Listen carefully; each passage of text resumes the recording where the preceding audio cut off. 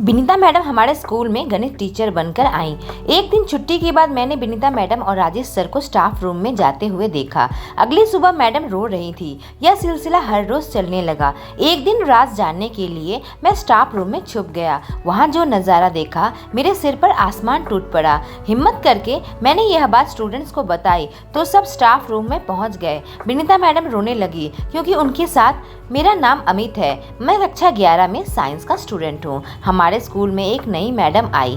Vinita madam हमें maths पढ़ाती है। मैं गणित में थोड़ा कमजोर हूँ, पर मैडम बहुत ही अच्छी हैं। शुरू में तो नए टीचर को देखकर हम खुश नहीं थे। हमारे गणित टीचर का रिटायरमेंट हो गया था। वह पढ़ाते तो अच्छा थे, पर मेरे समझ में कुछ भी नहीं आता था। जब मैडम आई तो एक एक करके सभी छात्रों की कमजोरी का पता लगाया और उन्हें बहुत ही अच्छे तरीके से समझाया। छात्रों का गणित में अब मन लगने लगा। सब धीरे धीरे विनीता मैडम को पसंद करने लगे। वह हमें हमारे तरीके से पढ़ाती है। मैंने एक नई ट्यूशन पकड़ी। ट्यूशन मेरे स्कूल के पास था, इसलिए छुट्टी के बाद मुझे आधा घंटा स्कूल में ही रुकना पड़ता था। सारे छात्र चले जाते थे तो मैं बैठकर ट्यूशन का होमवर्क करता रहता था। जब मैं स्कूल से निकलने लगा तो मेरी नज़र राजेश सर और विनीता मैडम पर पड़ी। राजेश सर विनीता मैडम को लेकर स्टाफ रूम में जा रहे थे। पूरा स्कूल खाली हो चुका था। यह दोनों यहाँ क्या कर रहे हैं? राजेश सर स्कूल के वाइस प्रिंसिपल हैं। काफ़ी सालों से इसी स्कूल में पढ़ा रहे हैं। मैं हैरान हो रह गया। विनीता मैडम की उम्र करीब 38 साल की होगी। उनका एक बेटा भी है जो हमारे ही स्कूल में 6ठी क्लास में पढ़ता है। राजेश सर करीब 45 साल के होंगे। उनके परिवार के बारे में तो मुझे नहीं मालूम। मैं वहाँ से चला गया। मेरे मन में बस यही बात बार बार घूम रही थी। उससे पहले तो मैंने कभी भी किसी को स्कूल के बाद रुकते हुए नहीं देखा था। अगले दिन जब मैं स्कूल आया तो मेरी नज़र विनीता मैडम पर पड़ी। वह रो रही थी। आखिर यह मांजरा क्या है? मैं मैडम के पास चला गया। मैंने कहा, क्या बात है मैडम, आप रो क्यों रही हैं? मैडम ने कुछ नहीं कहा। उन्होंने कहा, तुम अपने क्लास में जाओ। मैं सिर झुकाए वहाँ से चला गया, पर मुझे लग रहा था कुछ तो गलत हो रहा है, वरना मैडम ऐसी रोती नहीं। उस दिन जब मैं फिर से ट्यूशन जा रहा था, मैंने वही नज़ारा देखा। राजेश सर और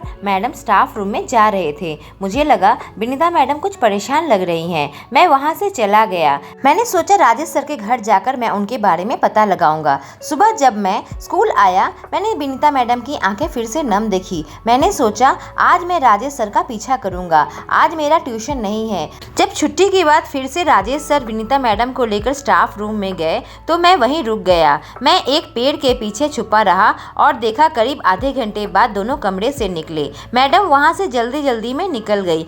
ऐसा लगा कि थोड़ी सी घबराई हुई हो। जैसे ही राजेश सर स्कूल से बाहर निकले, मैं उनके पीछे पीछे जाने लगा। मैंने उनका घर देख लिया। वहीं आसपास के लोगों से मैं सर के बारे में पता लगाने लगा। लोगों ने कहा उनकी पत्नी उनको छोड़कर जा चुकी है। यह बिल्कुल अकेले ही रहते हैं। उन लोगों ने यह भी कहा कि आजकल राजेश सर स्कूल से बहुत ज़्यादा लेट घर आते हैं।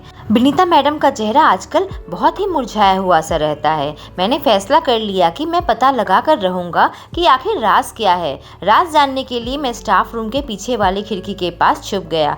जब राजेश सर और विनीता मैडम स्टाफ रूम में आए तो वहाँ का नज़ारा देखकर मेरे पैरों तले जमीन निकल गई। मेरे सिर पर आसमान टूट पड़ा। हमारे स्कूल में यह सब?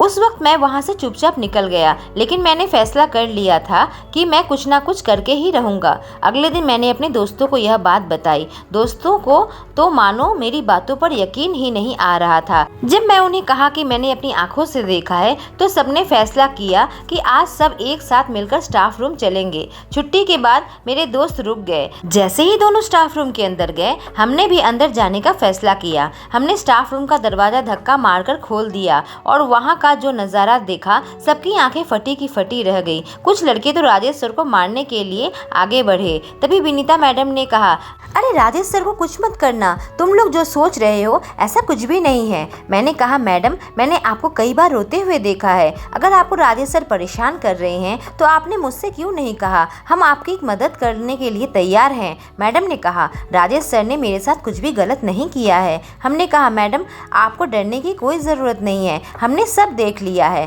प्रिंसिपल सर को हम रिपोर्ट कर देंगे, आपकी नौकरी खतरे में नहीं पड़ेगी। उन्होंने कहा, मुझे अपनी नौकरी का डर नहीं है।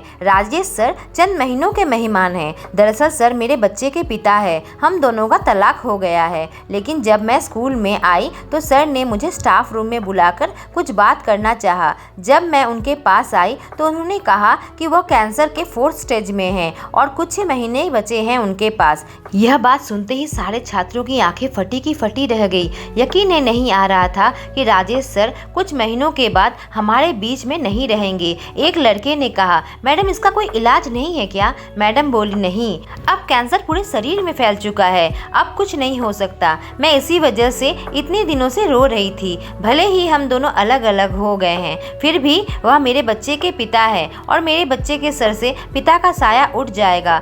तुमने हम दोनों को करीब देखा, क्योंकि अभी भी मैं राजेश सर से प्यार करती हूँ। जैसे ही मुझे पता चला कि उनको यह बीमारी है, मेरी रूह कांप उठी। मेरे लिए यह मान लेना बहुत ही मुश्किल हो रहा है कि राजेश सर, हमने यह बात किसी को इसीलिए नहीं बताया कि सबको इस बात पर दुख पहुंचेगा। सर नहीं चाहते कि लोग उन्हें सहानुभूति की नज़र से देखें। वह अपनी आखिरी बची हुई जिंदगी खुशी खुशी जीना चाहते हैं। हालांकि सभी छात्रों के चेहरे में उदासी छा गई, पर हमने कहा हम सर के बचे हुए दिनों में खूब मस्ती करेंगे और सर का साथ देंगे। कभी कभी हम आँखों से जो देखते हैं वह सच नहीं होता, उसके पीछे और भी गहरी कहानी छुपी हुई होती है।